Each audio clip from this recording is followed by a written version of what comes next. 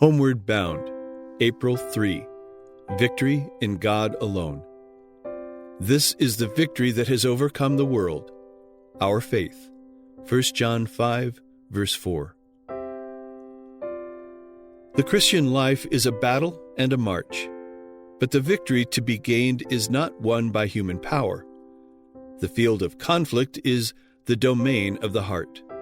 The battle which we have to fight, the greatest battle that was ever fought by human beings, is the surrender of self to the will of God, the yielding of the heart to the sovereignty of love.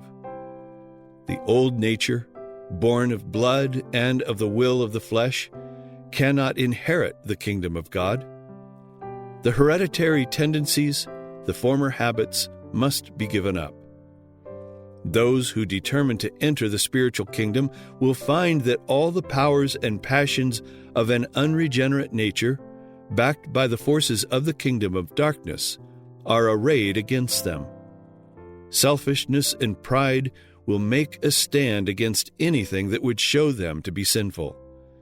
We cannot of ourselves conquer the evil desires and habits that strive for the mastery. We cannot overcome the mighty foe who holds us in his thrall.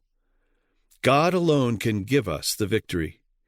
He desires us to have the mastery over ourselves, our own will and ways. But he cannot work in us without our consent and cooperation. The divine Spirit works through the faculties and powers given to us.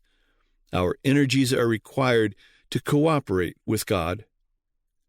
The victory is not won without much earnest prayer, without the humbling of self at every step. Our will is not to be forced into cooperation with divine agencies, but it must be voluntarily submitted.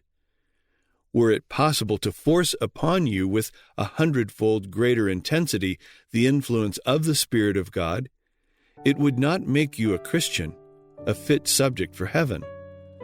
The stronghold of Satan would not be broken.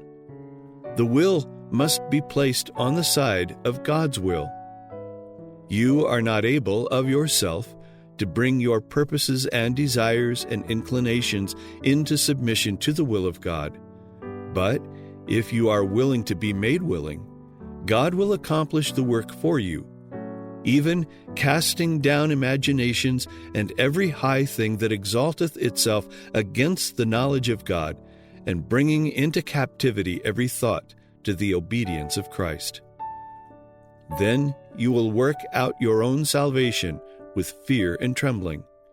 For it is God which worketh in you both to will and to do of his good pleasure.